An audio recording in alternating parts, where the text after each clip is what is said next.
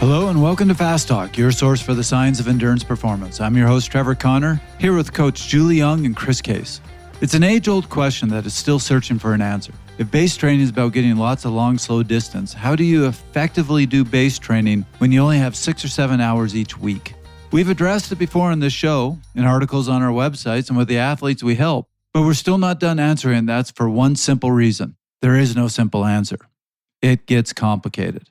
So in today's episode, we're going to have a roundtable discussion with two very successful coaches to understand how they handle base training with their time-crunched athletes. I've always said if I was asked to make a list of the top 10 coaches in North America, I would not put myself on that list, but both of our guests would be in my top 5. We're certain they will have a lot of insights on how to address this age-old question. Tim Cusick is the head coach and founder of Basecamp, a highly successful coaching business. He's also the co-creator of the WKO5 Plus training software. Neal Henderson is the founder of Apex Coaching and the creator of the popular Sufferfest training series. Both coaches have taken multiple athletes to the World Championships and Olympics.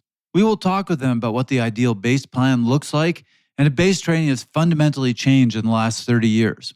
It is possible that the traditional view of base training being about lots of slow volume is just an outdated concept, and we'll address that question. Then we'll shift to the time crunch athlete and discuss how the ideal base plan is modified for them, including how the stresses of life factor into their training and what sacrifices, if any, they need to make. Finally, we'll talk about whether Zone 2 training is valuable for time crunch athletes, if there's any tricks they can use, like facet training or heat training, to amplify their 6 to 7 hours each week. Joining Henderson and Cusick, we'll also hear from USA Cycling's high performance director, Jim Miller, with his thoughts on long rides and how base training has changed. So get ready to make the most of every hour, and let's make it fast.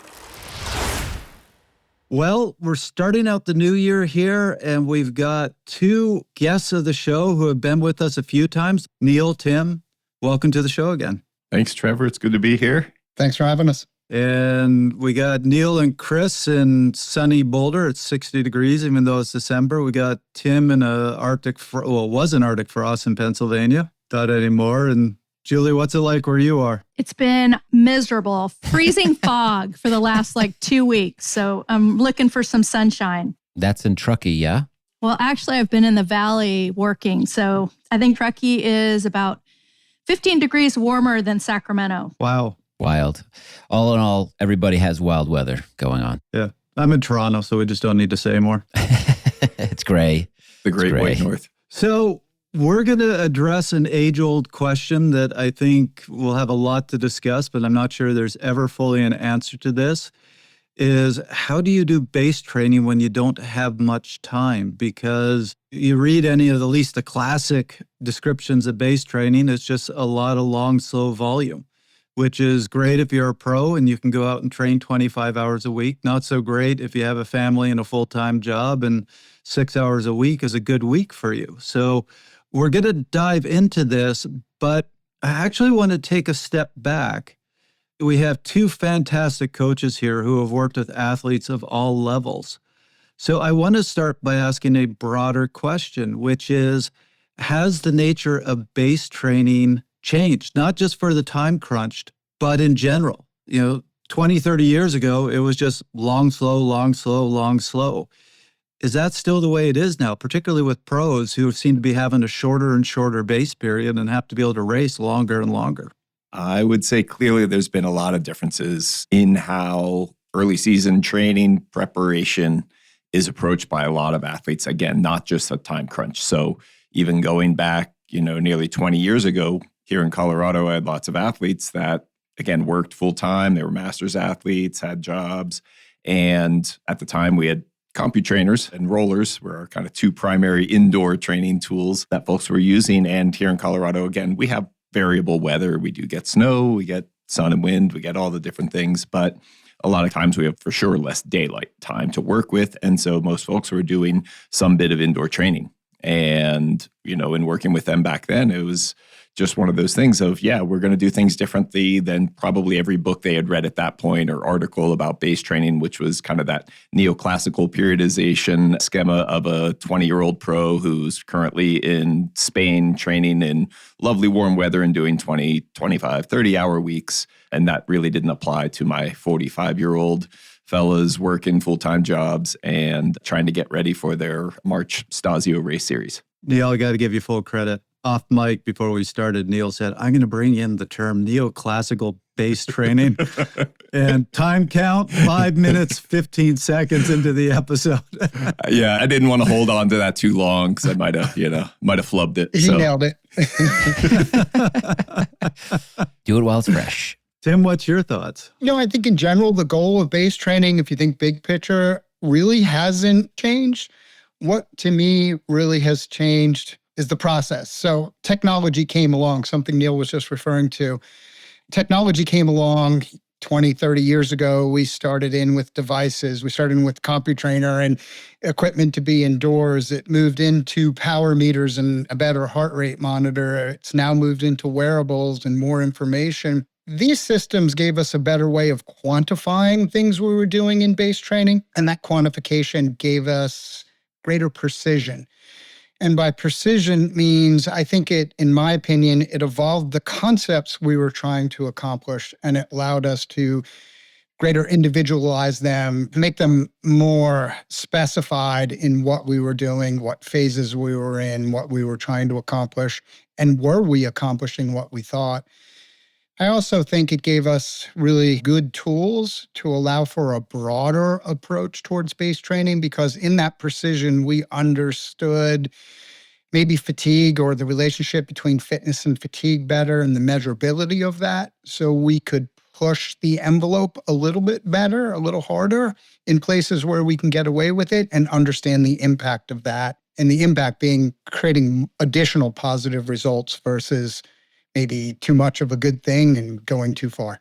One other area I would say that we've seen some evolution in the training for athletes is that the acceptance and utilization of strength training as part of this foundation, part of this base, has become, I'd say, more accepted. Years ago, I mean, I definitely had, internet arguments on rec.sport.triathlon and rec.bicycles.racing, I believe, about the role of strength training. My master's project that I started at CU Boulder here in 1997 was the effects of resistance training on endurance performance in triathletes.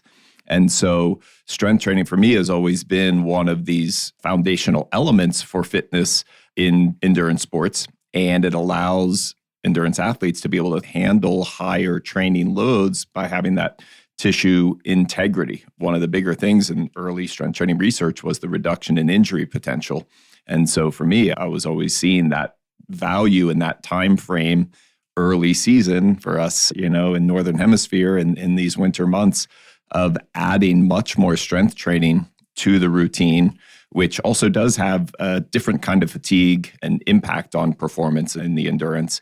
And so that coupled lower volume generally with then more strength training was just, for me, naturally one of those things that just made sense. Yeah, I couldn't agree more. Just to add to Neal, what a great point to be making. I would say when we think about some of the evolutions, it really is the integration of different systems too. We now understand the role of training, let's say on the bike training to name it, the integration of strength training, the integration of nutrition.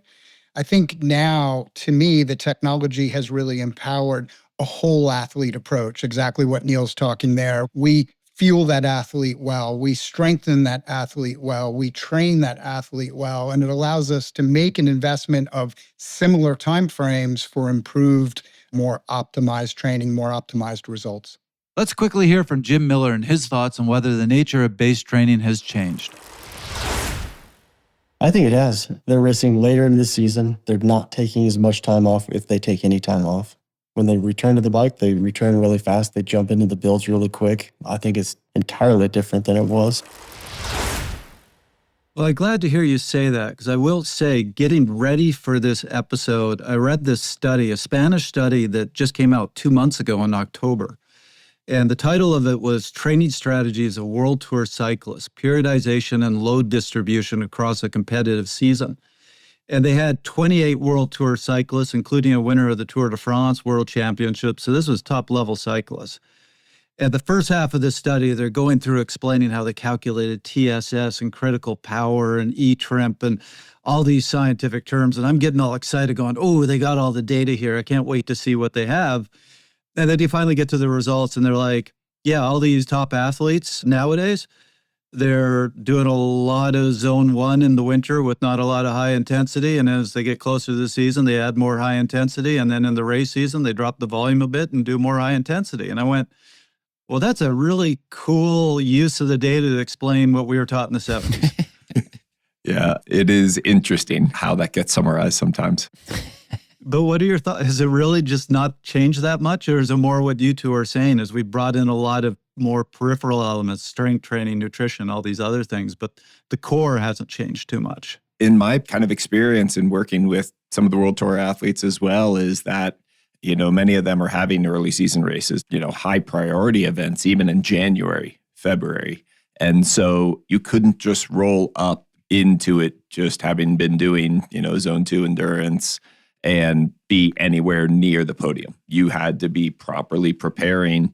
And that preparation was typically starting, in November and December and being ready to race there.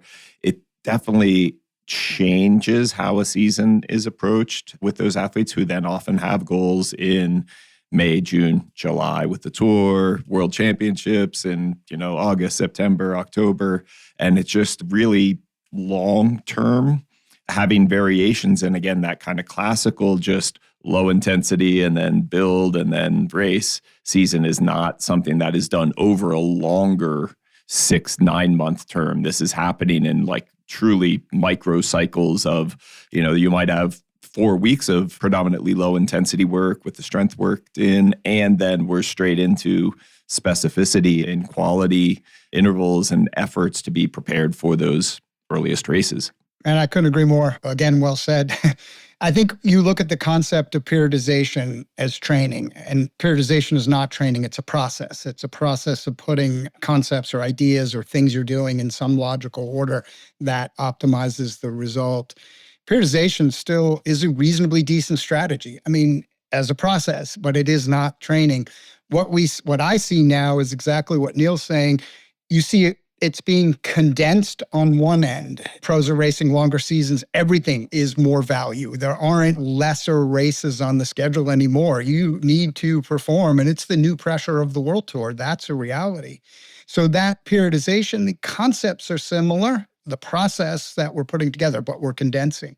I would also say the reverse you're seeing at the everyday athlete, that's actually being stretched out for longer and longer. We're seeing more just general events, gravel racing, and to me really kind of began to change this paradigm a little bit. People are just looking to compete and maybe just complete events from late February till November. And that's just stretching out for them. I guess we'd still call it performance season, but it is then taking that same paradigm that we like to call periodization and saying, wow, I need to really stretch that out or repeat it multiple times in a season to get that athlete to perform. So the concept's the same. The applications are changing a lot due to change in the athlete's scheduling. Also, an area that kind of overlaps there is the road cyclist of the, whatever, early 2000s, late 90s, was a super specialized breed in a lot of cases. You had some athletes who did different things, but now if you look at, even just some of the top riders out there, Marianne Vos doing this years ago, but Mathieu van der Poel and Wout van Aert racing cyclocross. Or if you go back more in the, early 2010s, so many track cyclists that were also World Tour road cyclists, just that Wiggins guy and, Geraint Thomas and, the Aussies, McGee before them. The winter seasons, actually, the cyclocross and track seasons have been more winter, and that's a lot of high intensity load. I mean, even some of the cyclocross racers, like 3 days a week, crazy, 4 days a week, 5 days a week on some of those like big race focus periods. But that preparation is absolutely nowhere near what that old school idea of a base training was. And they've had great success on the road, early season, mid-season, late season. And so I think it's just that variations that you can accomplish, work and create a stimulus, and then change the kind of work you do as you get closer to specific events where it's then more related to the event that you're doing. So even this study from 2 months ago brought up that maybe part of the reason they went easy in the base phase and saved the high intensity for in the season is because of concerns of overtraining and burnout. And I know top pros are kind of a unique breed, but even in amateur cyclists now with all these online platforms where you can be racing every single day all year round, that amount of high intensity becomes a concern for everybody. So how are we able to have athletes do this now, even hitting that high intensity in the base and not push into overtraining, not push into burnout? I've got a couple ways of looking at that. Number one is actually being very specific with your intensity, of knowing truly what the athlete's capability is and targeting specific to that ability. In the past, sometimes, the higher intensity targets above, say, threshold FTP, whatever you like that term to mean, whether you're working on the VO2 intensity or anaerobic capacity or true sprint and neuromuscular type of work, that if you don't have appropriate targets, it is actually easy to overcook somebody or ask them to be doing too much or to not control how much of that higher intensity work is being incorporated. So when folks just do, a bunch of online races, or same thing, do a bunch of cross races and don't necessarily have sometime a little bit of a governor or a thought towards the highest point for them might be their state championships or a national championship, and take some of those early races and not absolutely bury themselves, that you can definitely get into trouble if you don't have some management of that intensity. And that's one thing that I think is easier to do now that we have the kind of tools, but it does require the athlete and or the coach to be looking at that information and then making adjustments based on what has been done. And if you see mistakes being repeatedly made by an athlete, of encouraging them to do the right thing going forward in terms of how hard they work on what are supposed to be specific intensity days. To add to that, this happens a lot more in the everyday cyclist. You are seeing that just total extension. Go back to your concept of base training and periodization, things that we kind of have brought forward with us over the years. I think one of the big training changes in periodization is we need to think more in the micro-macro cycle and less in the big picture for a lot of these athletes. To me, where you deal with that is you're looking at multiple short macro cycles, 8 weeks, 10-week cycles, like, oh, you're focused on this now. Okay, we're going to have that cycle. And that might be in a year where you have, during your performance, your race kind of frame, you're in 3 or 4 of those macro cycles. That does make and dramatically changes what you would do in a traditional base cycle to set that up. Because if you understand the demand of each of those, macro cycles, what are you racing, the stuff that Neal was just laying out, then you can look back at your base training and say, what is the best thing I should be doing here? If you treat each of those macro cycles as the same, they're doing some indoor racing or they're doing some outdoor, if they're the same, the base becomes universal. If you understand the demands of each one of those macro cycles, those short 8 to 10 week cycles throughout the year, you tend to change your concept of what I'm going to do with this athlete in base because you're pre-thinking. Like, man, I can't get them too fatigued in base, or I need more strength and time in the gym than I'm going to need cardiovascular fitness or basic capacities in place.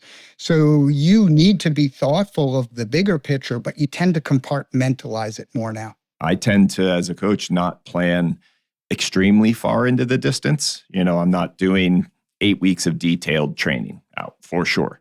10 days, on the longer side, 2 weeks. I may have some key workouts that they might see a little bit longer into the future, 2, 3, 4 weeks in some cases. And as we get to those major events, 8 weeks out, we'll have really mapped out those major trends, specific workouts to make sure that we have that balance of what workouts help them gain confidence and which ones are also ensuring that they're gaining the capacity that they need for the event. And that they have that understanding so that they're not having those questions of, did I do enough? Or this person is doing more, should I do more too?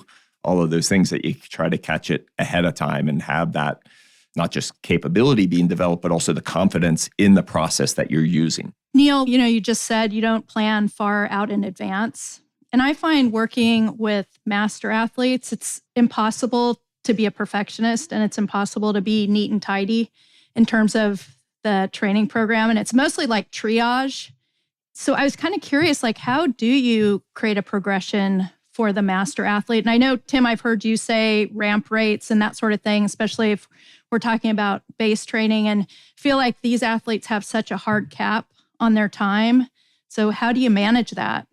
Yeah, for me, I do an overview for the year. I lay things out, and it's usually, it's been happening over the past few weeks of where those key events that they have for the upcoming season are, as well as some of the other events, and then where those kind of macro cycles are going to be, where we're building, where we have recovery. For me, the big part is we're actually incorporating and planning those rest and breaks, which, again, if we talk about the basis of this episode about base training is if you don't have a good starting foundation where somebody is coming in relatively rested and healthy, it's hard to build any good foundation on a wobbly starting place. And so for me, that off season, that end of season kind of mental, physical break, whether it's, 2 to 4 weeks generally, as well as then multiple, 3 to 7 day periods with sometimes no training or extraordinarily reduced training that are happening throughout the season 2 or 3 times a year in most cases, that we have those built into that long-term plan. And that's actually where the biggest accountability for me often as a coach is then having that building to those events. And after those bigger events have occurred, having that planned downtime and enforcing it. Because when an event doesn't go well, everyone just wants to go right back and they need to train harder to do better. And that's usually the worst thing they can do. And if they're successful, same thing. I'm on top of the world. I need to get even higher. And both of those roads lead to the same place of future failure. And so having those periods where we get off the gas and slow things down and really hold them accountable to that rest and recovery, just like at the end of the season, having a true proper off season to be able to start training on healthy, good grounds is some of this aspect of that big season-long plan that I look at.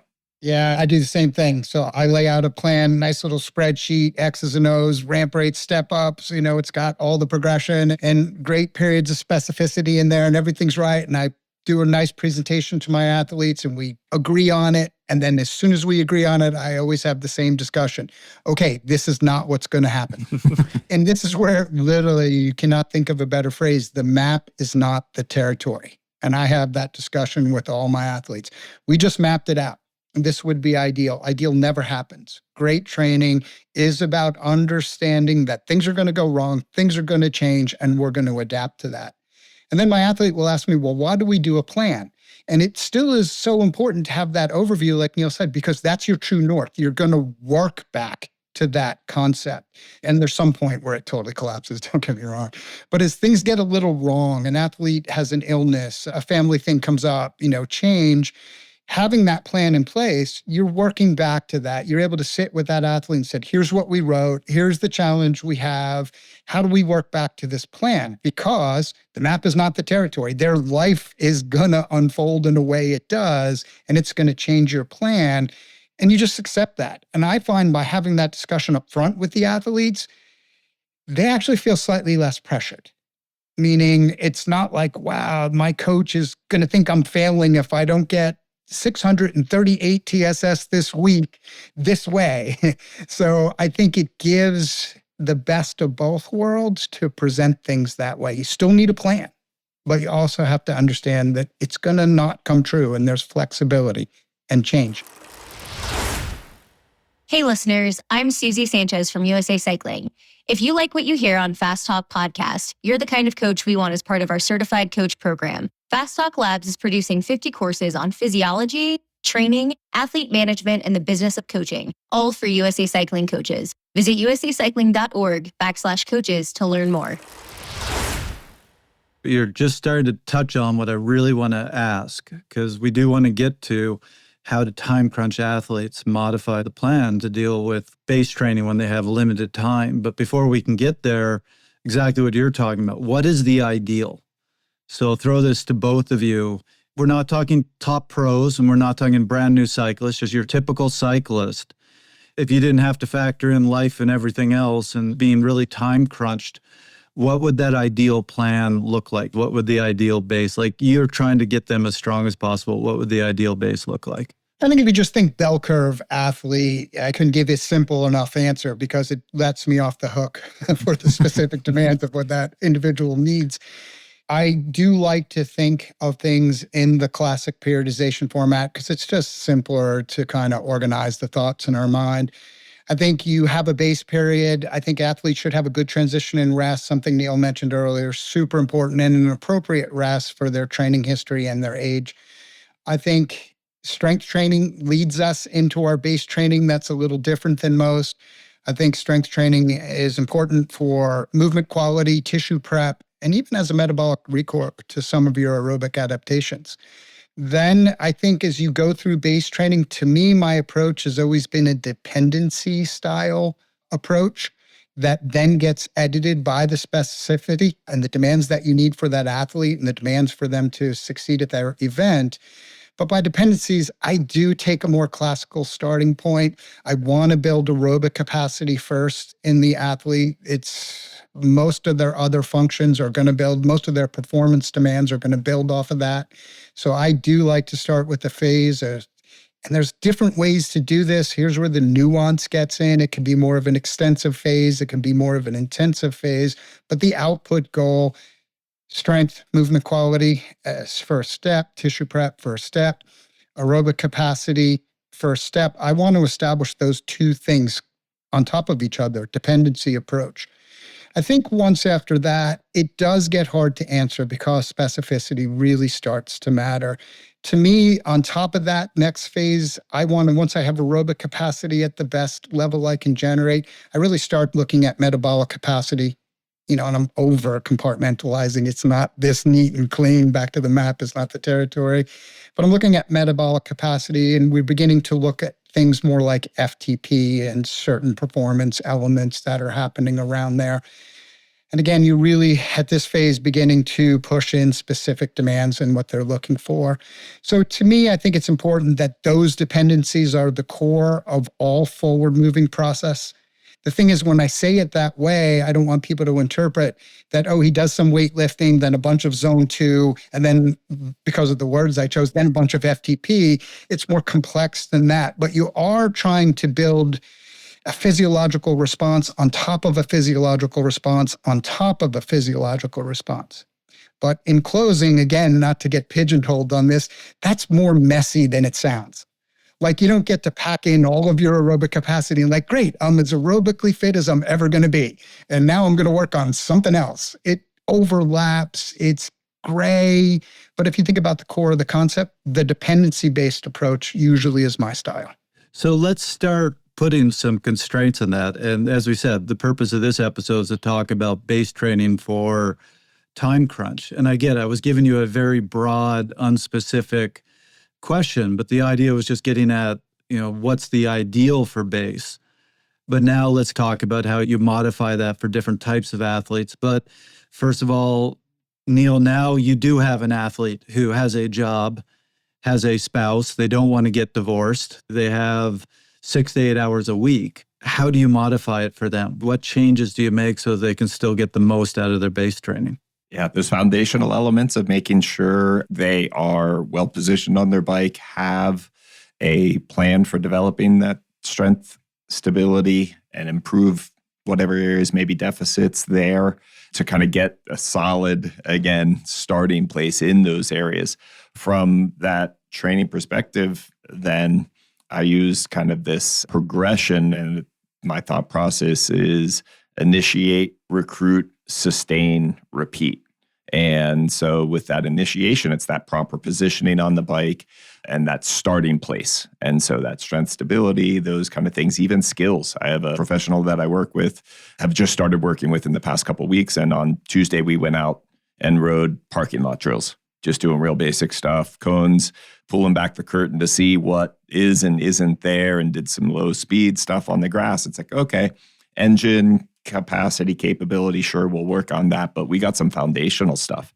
We need to initiate better skill sets of actually how we're on the bike and how we move on the bike and how we move the bike underneath us as that initiating things to start. From the kind of training perspective, then that recruitment is, you can do the classical, like with the muscle, either force, speed, or power, which is the product of those two things. And I do work with cadence, specifically high cadence work for that recruitment side. I do high torque work, starts for that maximal force, and then power doing short sprints, 4, 6, 8 seconds, true sprinting, not 20-second slogs or 1 minute all out to the town sign, starting way too far out kind of thing, but true sprinting and getting that recruitment accomplished initially. And this is over the first several months of training, that there might be 1 or 2 sessions a week. I used to do in-person group workouts, and it was NMF, Neuromuscular Friday. Every Friday we were doing some sort of a neuromuscular work, cadence, torque,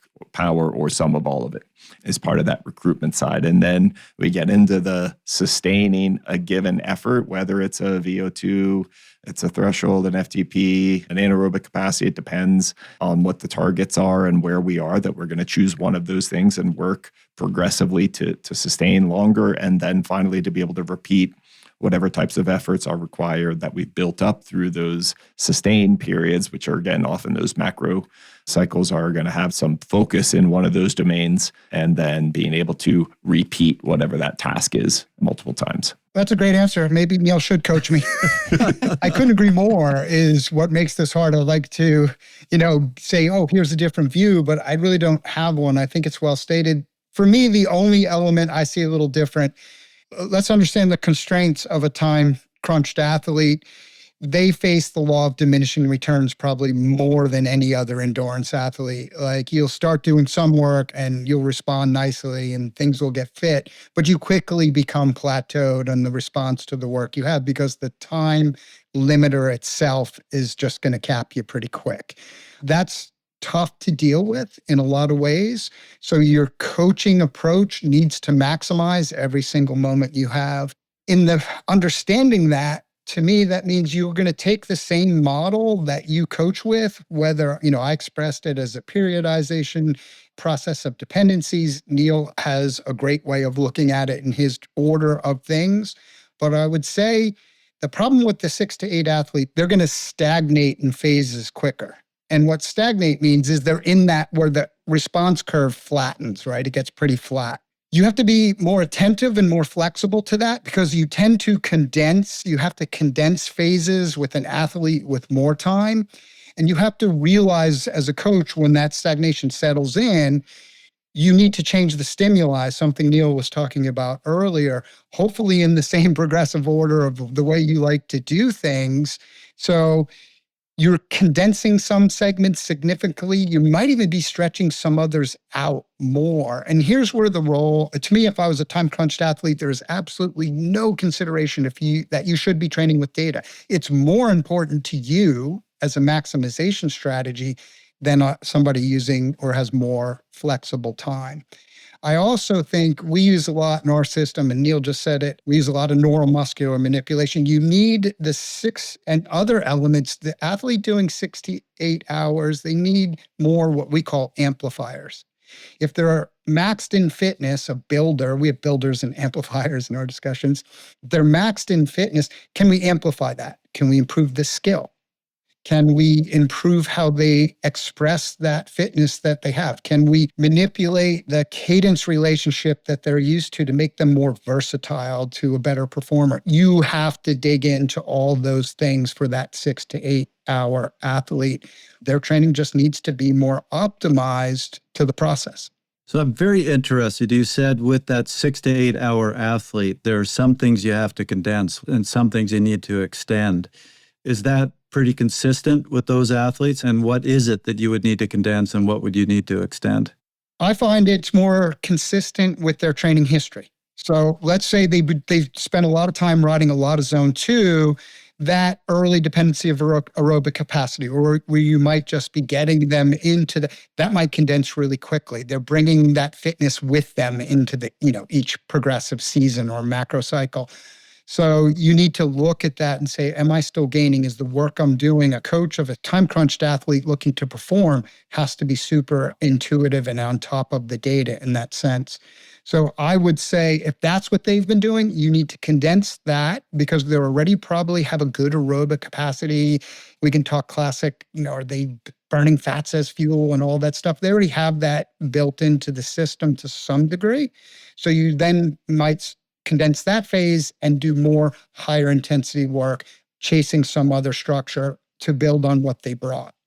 If you had an athlete doing HIIT training and they came in and they were very glycolytic efficient and they were great at burning carbs, just keeping it simple for the scientists and the audience, you might want to expand that phase a little more. Even though they're at that stagnation point, you might be looking to get a deeper metabolic response and just try to put a little more patience on top of that to shut down some of that anaerobic and make them a little more aerobic. It's more responsive, Trevor. So it's hard to me to specifically say because you can still follow what I call dependencies, but you got to be more intuitive. You don't have time to waste. Like once they're not getting gains or once they're you need to change that stimuli. The trick is, can you measure that? Like when are they hitting that point? That's not as easy as me saying it in a podcast. So if I'm hearing both of you correctly, there isn't one formula for the time-crunched athlete. It's more if you have a pro who you have somewhat unlimited time with, you're going to try to squeeze every bit of juice that you can get. When you're dealing with the time crunch athlete, you're looking for, I can't squeeze everything, so where can I get the most juice? Is that what I'm hearing? Yeah, to me, I'll answer that one. If you said, what's the difference between a untime crunched athlete, somebody with 20 hours a week to train 18 to 20 versus 6 to 8, specificity is the key. Neal mentioned it earlier. You absolutely have to be laser focused on what you need, not what you want. Athletes want, the things they want are things they're comfortable with. And that isn't always the best training. And every athlete listening to that, if you're my athlete, sorry. The reality is you have to use that specificity. You've got to be really good at analyzing the athlete, really good at analyzing the demands of events, and laser focus that into the training. Or you're wasting time. You're not as optimized. 18 to 20 hours a week, you have more time. You can set the table with more skills and more responses and more levers that you can pull. 6 to 8 hours, you've got a very limited amount of levers. Make sure they're the right ones. It sounds like both of you previously were acknowledging the benefits of strength training. Is that one of the levers that you would absolutely pull for the time-crunched athlete? And if so, what are the expectations for them in terms of gains that they should expect to see? Because I think people are turning a corner, like you said. Probably a lot of them already have, Neal. But some people that just ride bikes just want to ride bikes, and gym work is just something that they're very resistant to it. No pun intended. What should they expect to get out of it? So that's a two-part question. Yeah, I would say, for me, it's almost a non-negotiable with especially a master's age athlete. If they're 22, I don't know. I'm not going to fight them on it necessarily. You're 27 and they just want to get faster on the bike and they have super limited amount of time. Okay, I'll let that one slide. But by and large, especially in the later 30s, for sure, 40s, 50s, 60s, 70s, all of those folks, 80s, 100% strength is going to be a component in there. And it may take the place of what had been a ride previously, but I would always look at within their schedule, what of those rides that they've been doing has had really little purpose. Nothing that's going to really change them, give them something. And so sometimes that group ride is a huge social connection. And to say we're going to throw that away because my buy-in with them, gone. That's their friends. Those are their buddies. Right. And I'm taking them away from their friends. That's not good. I'm isolating them I'm taking away something they love and substituting with something they hate. It's I don't know, if I was a kid and my mom took my piece of pizza and put a bunch of peas on the plate, I'd not be super psyched. And I'd fire my mom at that point. She wouldn't be my food coach anymore. Is that possible? Well, I don't think so. Oh, I wish somebody had told me years ago. Thinking of it in that Your way mom of doesn't like, listen to okay, this show, we have Trevor, to have does that she? little bit of balance of those things. But okay, where are we going to then insert strength? What Right. can we give up that especially has less return on the time and energy invested for a given kind of ride?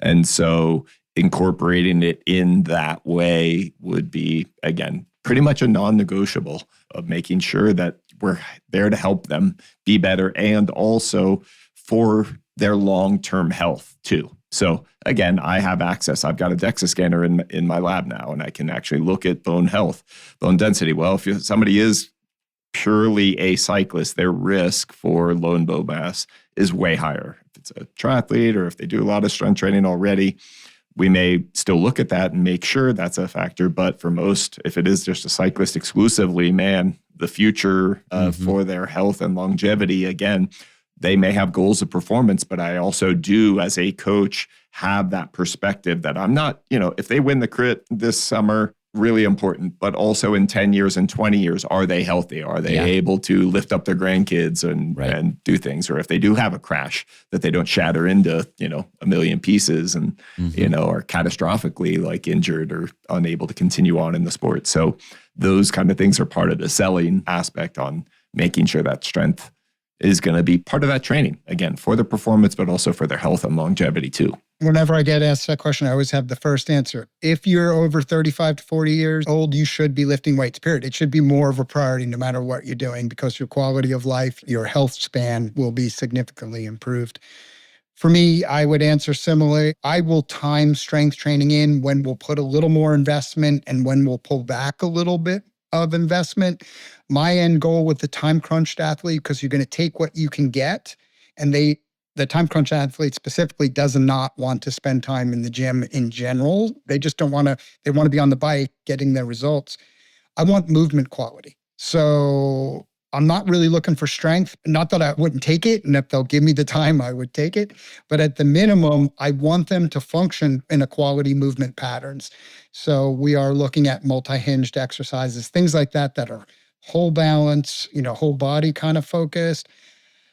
Maybe things that will repair some imbalances while we're sneaking that in there to get the best movement. So as they get into more intensive on the bike training, they're prepared for it. They're moving well, they're functional, the tissues are prepared, and we avoid injury.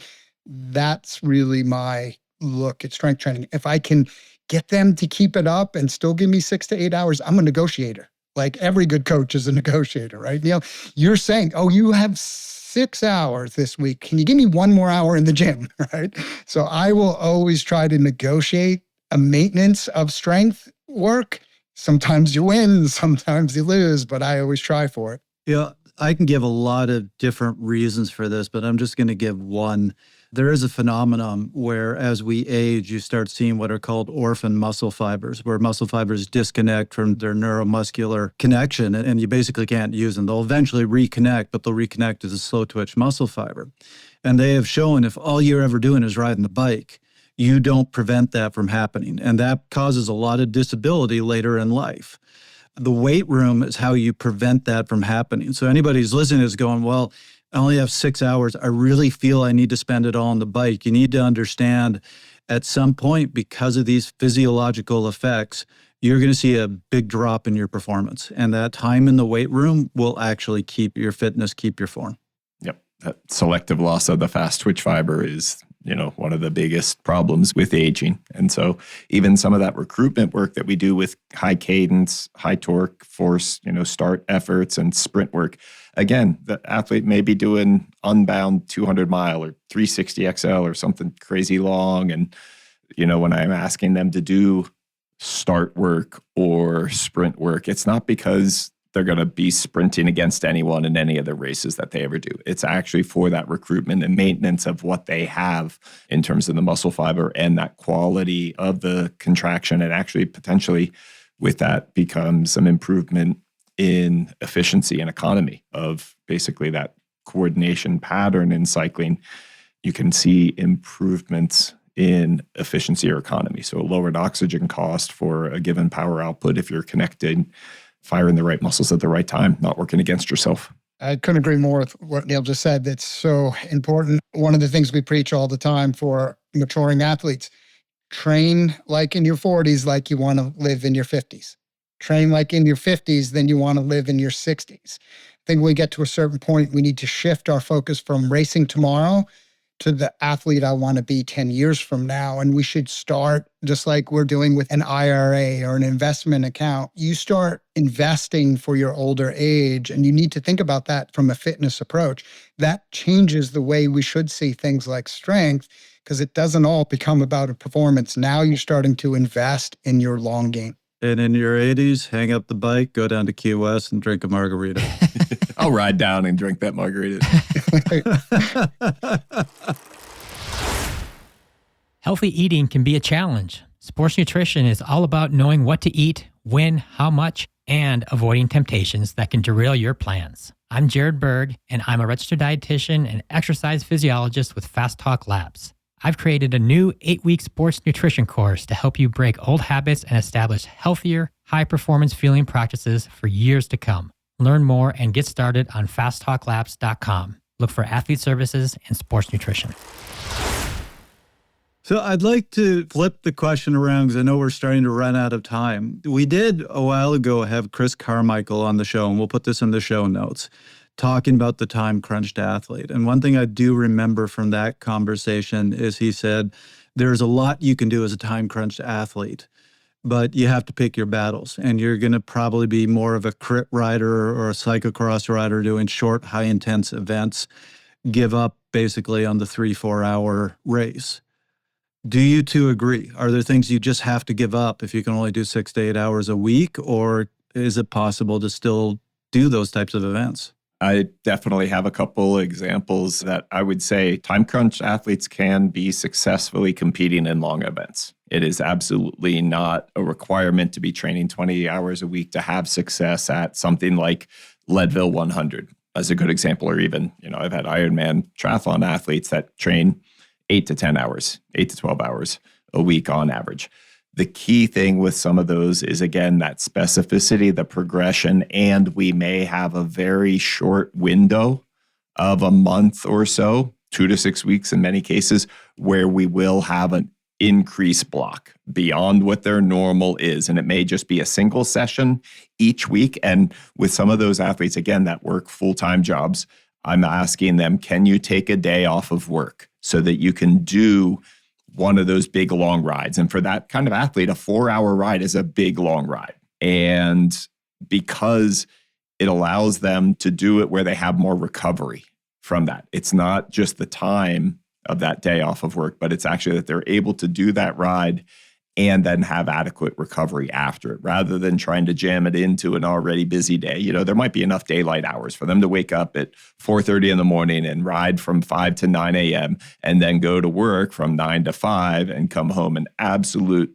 wreck. And for the next 5 days or longer, they're just completely wasted from the effort because they weren't able to recover from that. And so I would say there's a lot of ways that athletes who are generally a very low volume athlete can be successfully preparing for longer events, but you have to be a little bit creative and you don't do what others do and what the classic training guidebook says you need to do to be successful, because you only have to do that Leadville 100 one day a year. I've had a guy 10 years in a row, sub 9 hours every time, and generally he was a 6 to 10 hour a week training and having that specificity, strength training, quality, specific intensity work, all parts of his training schedule that allowed him to achieve that goal year over year for a decade straight.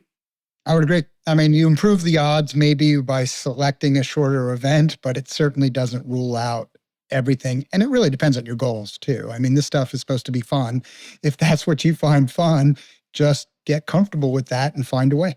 Tim and Neal, I'm sure you're familiar with this paper that recently came out, Much Ado About Zone 2. Yeah. So Trevor, Chris, and Griffin did a deep dive on that and dissected and discussed that in episode 389. Basically, it just disputed what we think we know about zone 2? Like, do we need it in a training program? And basically, it argued that you can achieve the same things that we have attributed to zone 2 through HIIT training in terms of cardiovascular health and mitochondrial function and mitochondrial density. So I guess I would be curious from you, and this is kind of along the lines of what Trevor had just asked, but for that time-crunched athlete who is doing, and I think all of this is dependent on the goal of the athlete, whether it is a gravel race or it is crits and cyclocross. But like for that time-crunched athlete, is there some truth to this that, maybe we can achieve more for that athlete with the high intensity if they're just doing like the crits and the cyclocross races? Yes and no.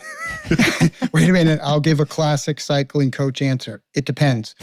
I think when you look at an athlete, we tend to have a certain reductionist approach. And I think a lot of science studies look at and actually can reinforce this. For me, I look at an athlete, you have fitness, which is a capacity. How fit are you? How metabolically fit? How cardiovascular fit? What can you perform? So fitness, the underlying condition. Then you have conditioning. And conditioning is the concept of how well you can express that capacity. Can I take that fitness and race it?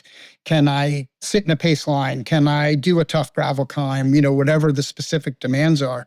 And then finally, you have performance. Like at some given point, you're going to put that in the race and say, am I going to win or lose? I think when you look at concepts and say, well, is zone 2 effective? Is it not effective? Can I get the same out of HIIT?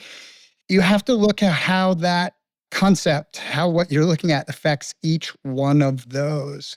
So from a pure lab and you looked at that study and said, this works, oh, wow, there's an interesting result. At a much less time, higher intensity, I can create the same physiological responses as zone 2. But does that translate into conditioning as well? And does it translate into performance as well when the athlete really executes?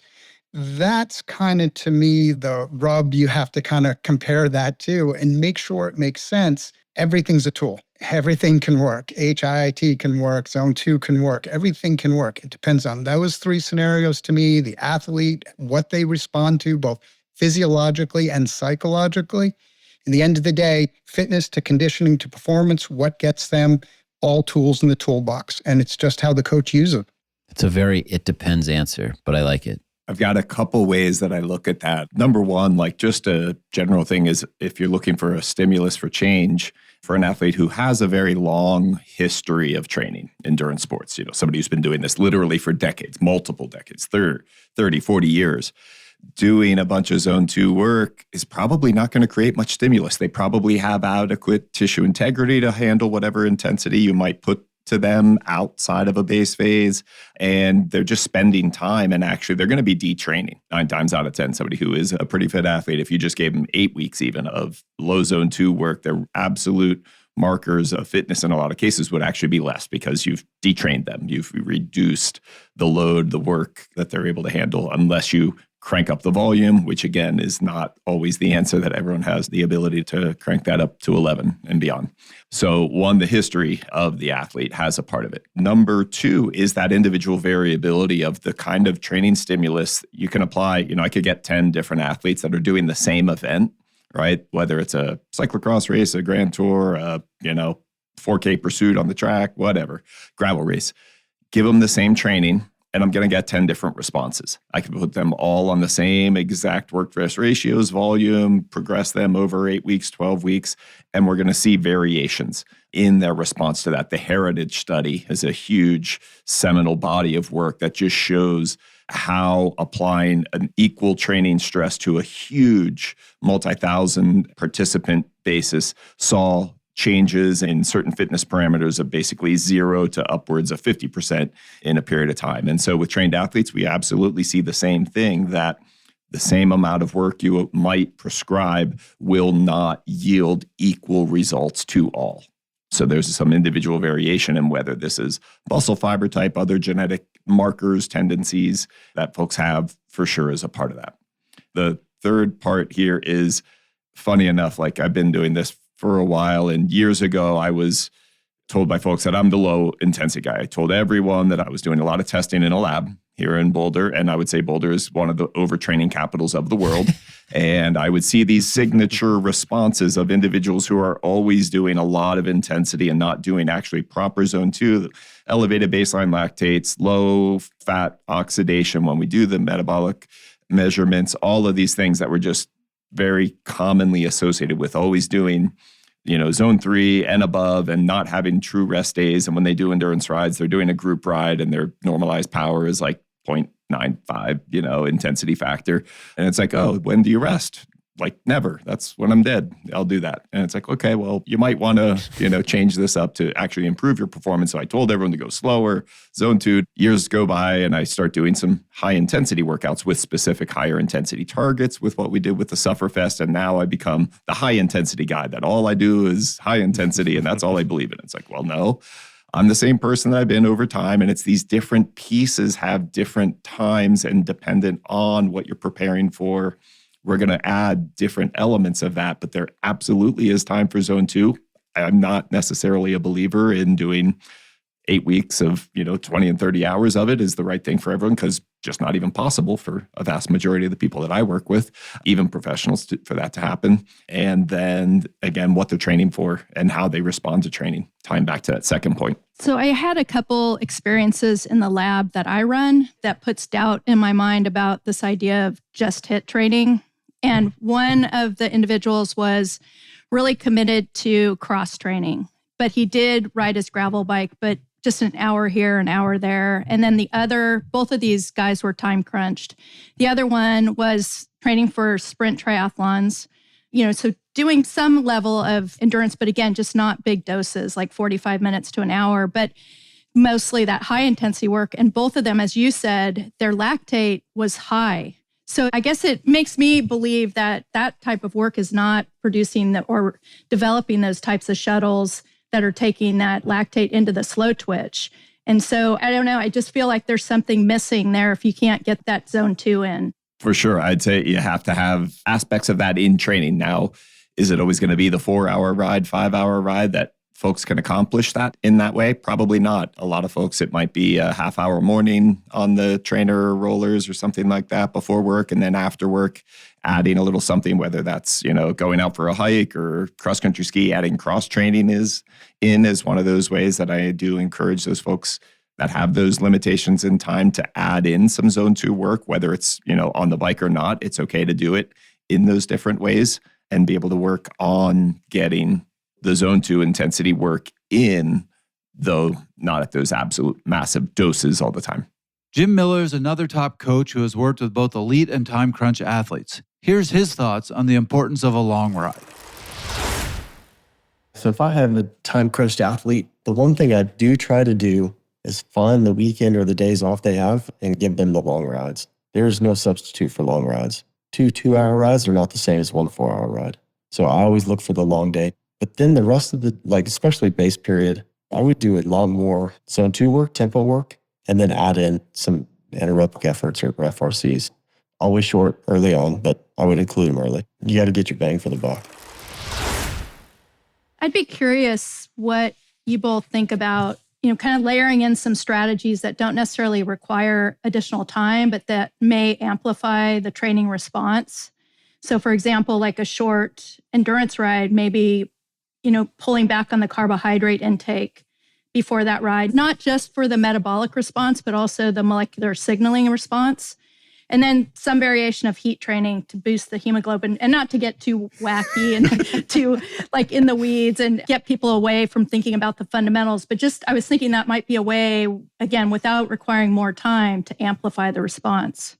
For sure. I would say there's a lot of different ways that we play with that. In some cases, we might even do a short, really high intensity block or effort or couple of efforts at the beginning of what might only be a 90-minute ride.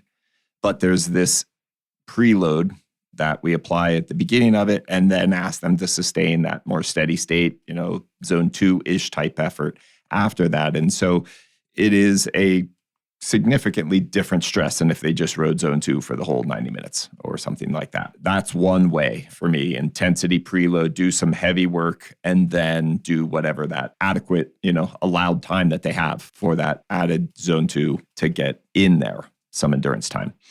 Other things that can create that stress. So fueling, again, there's lots of different ways to manipulate what's going on there. By and large, if we're trying to do our high intensity work, well, we might often think about it as far better to be properly fueled, have adequate carbohydrate before, during, after. But if we're doing a predominantly zone 2 type of session and we're trying to do a couple sessions in a day or some cross training mix with that, being a little bit underfueled for somebody who needs to stimulate, who needs a little bit more change in their ability to utilize fat as a fuel source or increase that capacity, is something that you can play with and see how they tolerate it. Some folks just don't do well. And if the quality of the workout really fades out, or they do that before they go to work and then their boss is yelling at them because they can't add 1 and 1 to get 2, and they're in finance or accounting, well, that's probably not going to work out well either. And they're going to stop paying you because they got fired from their job and you're no longer their coach, and they're sad and you're sad and everyone loses. So beware how you manipulate some of those things and the impact that it may have downstream, not even specifically in the workout. As you mentioned, then heat for sure is a way of creating physiologic stress that will yield some physiologic responses. Again, the appropriate amount of stress and building that up. Sometimes it is necessary for someone to do some of that kind of work before an event. Somebody lives at sea level and they're coming up to do an event at a higher elevation. Well, they might not have an altitude machine, but actually doing heat training is going to help them be slightly more physiologically capable of adapting to the stress of high altitude. It does not give you altitude adaptations, but they are just more physiologically potentially capable of adapting to that. Yeah, great points. The idea, the concept of amplifiers, our language, you can do these. To me, it's, again, way more difficult to do that in the time crunched athlete. And this is like, we tend to look at the time crunched athlete as some defect of the untime crunched athlete. Like, wow, untime crunched athletes they're the right answer. Time crunch, well, you're broken and we're going to do something different for you. Everything will work. What is challenge for the time crunched athletes is they're time crunched for a reason. Their life is busy. They have family. They work a long job. They do other stuff. So when you begin to apply these potential manipulations, these amplifiers like heat training, like carb restriction in workouts, that can be extremely problematic, because what will often happen is we convince the athlete this works, and it may or may not. They do it for a day and then they're like, okay. And the feedback is like, wow, I feel good. I was more fasted. I was lower carb today. And that was good. It felt good. And I did it. And then suddenly 3 weeks down the road, they're struggling to maintain training. Suddenly a couple of shady workouts start showing up. They're not completing interval sets because the short game felt good. The long game didn't. They heat train. People love this. I hear everybody talking about I'm heat training. And then 3-4 weeks later, they're like, I thought I was feeling great, but I'm struggling to train. Heat training is an additional stress load. And if the rest of your day, the rest of your week, you can't unload that to adapt to it, all you're doing is adding non-productive stress. Yeah, it could increase your plasma volume and help those things for you, but you don't even know if you're an adapter. So I think when you think about the 6 to 8, the time crunch athlete, these things might work, but you also need to think the long game at all given times. I might get one better workout, but if it's going to impact me 2-3 weeks down the road and hurt my training, the 6 to 8 hour person, every training needs to be a good day. Now we know that's not going to happen. The map is not the territory, but every day needs to be a good day. The more you can establish consistency in your quality of training, that overloads everything. Then if you're doing that and you're well entrenched in that, you're managing your training stress as well, and you want to try a little of this or try a little of that, then maybe try it. But if it interrupts that consistency, that nice rhythmic training, don't do it. It's a trap. The cost to the benefit you're thinking becomes too high. You're just not paying that cost today. You're going to pay it down the road. Yeah. That leads into something that the rest factor, rest and recovery are the needs with the end of the time crunch athlete are not lesser than that high volume athlete, because in most cases, their baseline stressor level of life stressors is elevated. And so their training stressor tolerance, or what they can adapt to from a physical sense, is actually really limited. And so rest and recovery become actually of more importance than my 24-year-old Pro Tour guys that like the biggest stressor of their life is nothing. That's a totally different thing than the 58-year-old guy with, a set of twins and a job and a boss, and things are challenging. And so that rest becomes so critical. So, I always have my phrase. I say, rest, it's not a 4-letter word. Yes, I can both spell and count. It's not a bad word. And it's something that a lot of times that time crunch athlete is also not well-versed at embracing and understanding the critical aspect of rest, relative rest and recovery. So sleep quality, we know in pretty much anything out there, adapting to training, if we don't have enough sleep and quality of sleep, our capacity to adapt to any training stress is going to be fairly limited. And so that's one of those first and foremost things, and how we build out that training. Lots of different ways of playing around with things, but even stuff like, 16 and 5-day schedules. So you're using all the weekend times on a 16 and 5, and the 5 days of reduced training occur Monday through Friday. And a lot of times I have folks take like 3 days completely off, Monday, Wednesday, and Friday, Tuesday and Thursday easy on that 5 days. And again, day one starts on a Saturday. And of course, there's cycles in those effectively 2 weeks and 2 days on of that 16 days that you're able to still use the weekends, but it doesn't mean you're not having other rest as a very important part of what's happening in their training schedule. And you have to focus on that, help them focus on it. It's so important. Everybody who just heard what he said, listen again, like rewind a little and listen again. That's what I mean. We tend to look at this 6 to 8 hour training process as broken versus normal. It's not. It's subject to so many of the same standards. But because we look at it as broken, we look for solutions that might not fit certain amplified heat training, all the things that we were just talking about. And then you ignore the quality principles because you have less time that really make training great. I would never try heat training if my training isn't consistent, I'm not sleeping as well as I can with my stressful life, and I don't have the appropriate rest built into my training plan. If I'm doing that and I'm doing that well for 3-4 cycles, then maybe I'm going to try heat training. Because heat training won't work for you if you don't have those things underlying. And even then, it might not work for you. So it's so important that this 6 to 8 hour person doesn't see it as a broken system, that you understand you're subject to the same principles of physiology. You're not going to escape that. And you're actually maybe more subject to it because of your overall life stress. Well, I think it's about that time that we get take-homes from everybody, especially our two guests. There's a lot of knowledge on this episode about training principles and base training and the various methods to get where people want to go. So I'll start with Neal. He's in the room with me. Neal, you've done this before. 1 minute, what's the most important message people should take from this episode? For me, with base training, regardless of whether you have a lot of time or a little time or somewhere in between, you have to make sure you've preceded your foundation with a rest and recovery period. Being healthy at the start of the season as you begin to build is important. That foundation then is going to be built with the things that you need to help you succeed. So areas where you have had deficits, you need to address that initially from the start and make sure that you are strong, stable, and then working with purpose and progression, which is going to be counterbalanced with rest throughout that early phase of training, regardless of how much or how little, relatively speaking, you do. The balance of those things is what's going to help you be ready to reach your goals in the upcoming season. Who would like to go next? Julie, I'm picking on you.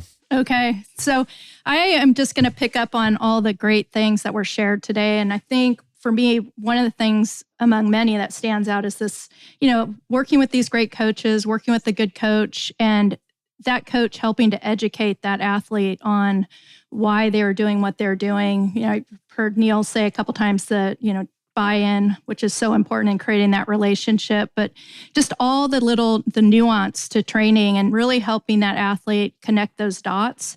And I personally, working with time crunch athletes, I think it's fun because it's like you have to be super creative in terms of really leveraging the time and being super nimble and being creative. And also, Neal, you said this, and I appreciated you saying this because it's something I believe, like helping these time crunched athletes adopt that mindset that something is better than nothing. And that so many of them feel they have to have these big blocks of time, when in fact, if you can make those small deposits, they really do add up and they matter. Trevor? Yeah, originally I was going to come in with a take home of whether you train 6 hours a week or 26 hours a week, the principles of training always apply, and you can't escape that. But I'm going to do a slight modification of that because I really liked what Neal and Tim said, which is there's really important work that you need to do, off the bike work, all these other things that you need to do that even if you're only training 6 hours a week, you can't forget about. Because I think, and I can tell you this from experience, I'm a time crunch athlete now. And you just get in this mindset of, I only have 7 hours this week. I got to spend every single second on the bike. But the last couple months, I have spent more time in the weight room than I have in years. And if you go on WKO, my CTL is abysmal. It's the worst you've ever seen in December. But I'm riding stronger and better than I have in December in years. And it's because I'm getting back to doing that foundational work and not getting stressed about only have 7 hours. I have to spend every minute on the bike. Yeah, I think to echo several points, I like the idea of the creativity that it takes to have a good base training season with limited time. And that has to do with letting go of tradition in some ways, replacing that mentality of, oh gosh, I mean, if I only have 6 hours and I'm trying to be a bike racer here, I got to ride my bike for 6 hours. That's not true. And it's not just weight training. It's, depending on where you live, using other sports, other activities to both build various athletic abilities and capacities, but also just sort of let your mind drift away from cycling a little bit. That's something we didn't really talk about much, but I think that's extremely important, is to give your mind a break from riding in a group or just riding. So yeah, just making every session count. You know, when you have 20 hours a week, sometimes I think the purpose of why you're riding drifts a little bit, but if you only have 6, the purpose should be identified very clearly every time and make it count. Tim, what would you say? I'd like to just say everybody's feedback there was wonderful. It is an excellent summary. To me, just to add a little additional spin is like, yeah, I mean, the 6 to 8 hour athlete, there's nothing broken there. You still are subject to the same physiological principles. What you do need to do is have greater specificity. So focusing on what you need for success. You need to have greater optimization. So that often means a little extra focus, quality execution. And then 3, you need to be more responsive to the changes that are going to go on during your training plan or your training execution, meaning that flexibility needs to be, in my world, data-based, and we see some change occurring or some change that has stopped occurring, and we're responding to that by implementing new stimuli, new creativity, new change. It depends on the direction we're heading in the process. I think if we accept that as a whole and we just understand we have a limitation of 6 to 8 hours and we can still do a lot of great stuff in there, we'll do just fine. Excellent. Fantastic. Great conversation, everyone. Thank you. Thank you. Thanks for having me. That was another episode of Fast Talk. Subscribe to Fast Talk wherever you prefer to find your favorite podcasts. Be sure to leave us a rating and a review. Don't forget, we're now on YouTube. Give us a like and subscribe there too, and help us reach new audiences. As always, remember that the thoughts and opinions expressed on Fast Talk are those of the individual. We love your feedback. Join the conversations at forums.fasttalklabs.com or join us on social media at Fast Talk Labs. For access to our endurance sports knowledge base, continuing education for coaches, as well as our in-person and remote athlete services, head to fasttalklabs.com. For Tim Cusick, Neal Henderson, Jim Miller, Julie Young, and Chris Case, I'm Trevor Connor. Thanks for listening.